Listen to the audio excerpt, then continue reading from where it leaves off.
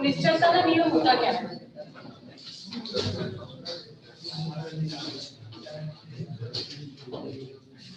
Law of invariance बोलते हैं। इसमें क्या होता है, ये तंत्रों के ऊपर काम करता है निश्चलता का नियम। क्या बताया था निश्चलता के नियम में? अगर हम किसी एक तंत्र से, मैंने एक तंत्र लिया और एक कण की बात करी, एक तंत्र लिया कोई भी, या तो ऐसा तंत्र ले लो या ऐसे तंत्र ले लो, कोई भी एक तंत्र लिया और एक कण की बात करते हैं।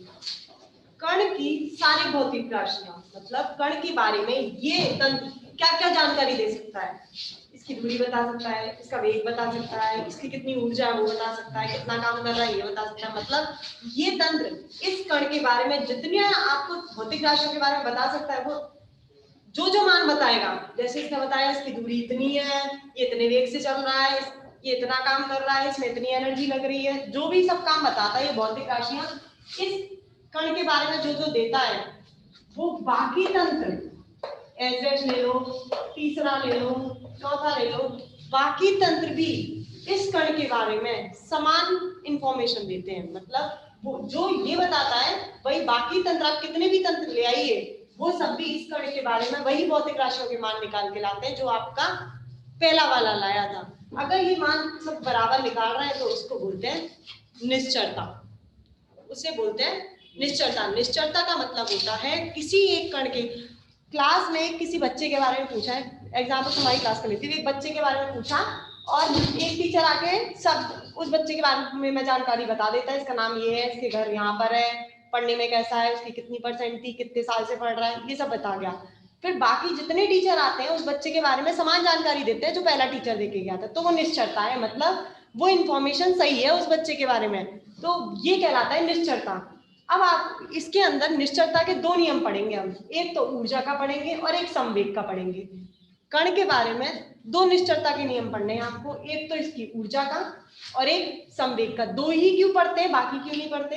दो इसलिए पढ़ते हैं क्योंकि आपने 12th क्लास में टक्कर पढ़ी थी, प्रत्यास्थ और अप्रत्यास्थ। उसके अंदर जो प्रत्यास्थ टक्कर होती है उसके अंदर ऊर्जा और संवेग दोनों निश्चल रहते हैं, याद आ गया?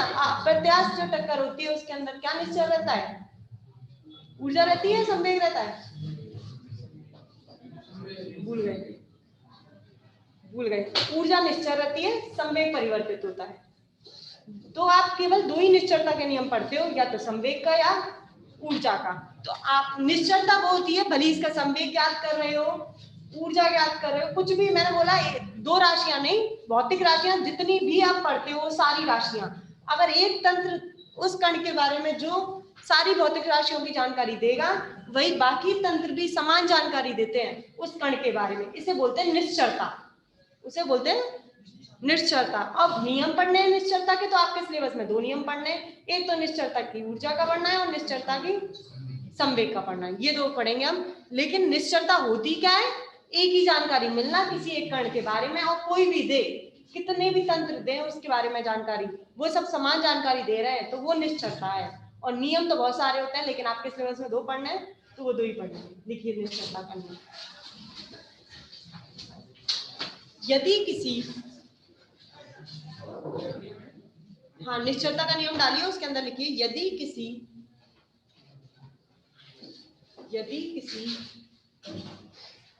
कण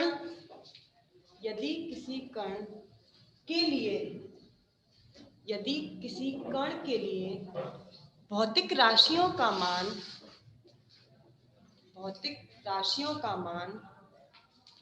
सभी प्रेक्षकों से, सभी प्रेक्षक कौन होते हैं? ये वो होता है प्रेक्षक, जो मूल बिंदु होता है उसे प्रेक्षक बोलते हैं। मैंने बोला सभी प्रेक्षकों, मतलब जितने भी तंत्र हैं उनके अंदर जितने भी प्रेक्षक हैं, सभी प्रेक्षकों से समान भौतिक राशियां प्राप्त होती हैं, समान भौतिक राशियां प्राप्त होती हैं तो वह उस कण की निश्चलता कहलाती है। तो वह उस कण की निश्चलता कहलाती है। अर्थात निश्चलता से तात्पर्य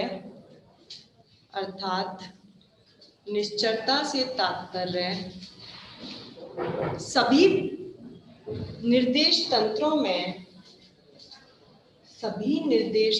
में भौतिकी के मूल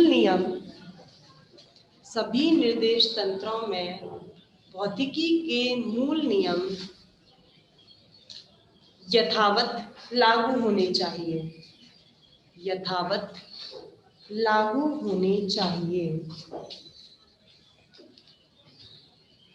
पैराग्राफ चेंज करके लिखो। गैलीलियन ने इस आधार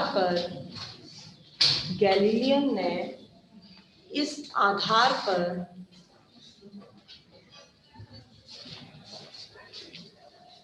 रैखिक संवेग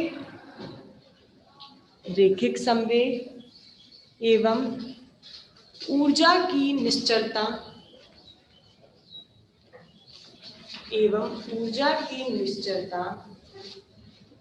के नियम का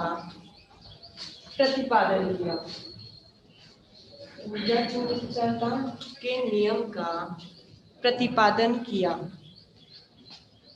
अब आपको दो पढ़ने हैं, एक तो पढ़ना है रैखिक संवेग की निश्चलता और दूसरा पढ़ना है ऊर्जा की निश्चलता। पहला टॉपिक डालिए इसके अंदर।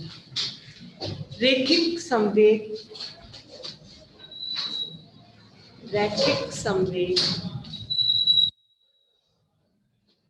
की निश्चलता का नियम।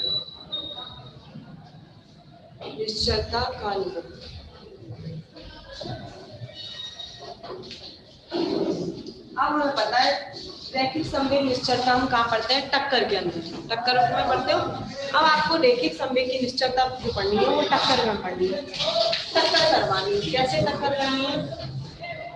दो तंत्र लेने हैं, एक ऐसे तंत्र लेना है और एक ऐसे लेना है। और टक्कर होते हुए आपको दोनों तंत्रों से देखनी है। इस तंत्र से भी टक्कर होते हुए देखनी है और इस तंत्र से भी टक्कर होते हुए देखनी है। इस तंत्र से पहले रैखिक संवेग निकालना है उस टक्कर का, और फिर इस तंत्र से रैखिक संवेग निकालना है उस टक्कर का, और दोनों से रैखिक संवेग का मान क्या आना चाहिए? बराबर आना चाहिए। अगर बराबर आ जाता है तभी वो क्या कहलाएगी? उसकी निश्चलता कहलाएगी।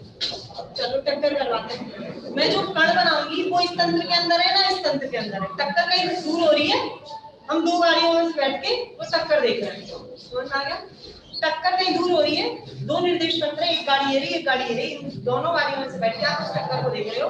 टक्कर में यहाँ बना रही हूँ 1 2 3 ये तो इसका द्रव्यमान m1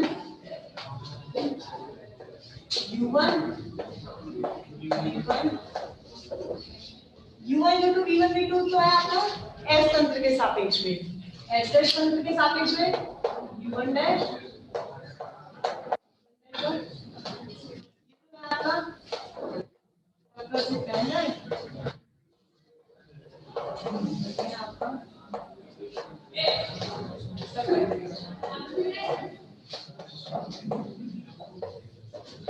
x dash minus x y। अब आपको दोनों कणों में टक्कर, ये टक्कर जो हो रही है रैखिक संवेग का मान इससे भी याद करना है, और दोनों से क्या आना चाहिए? बराबर आना चाहिए। बराबर आ गया तो ये निश्चलता का नियम हो जाएगा। बना लो बाकी कर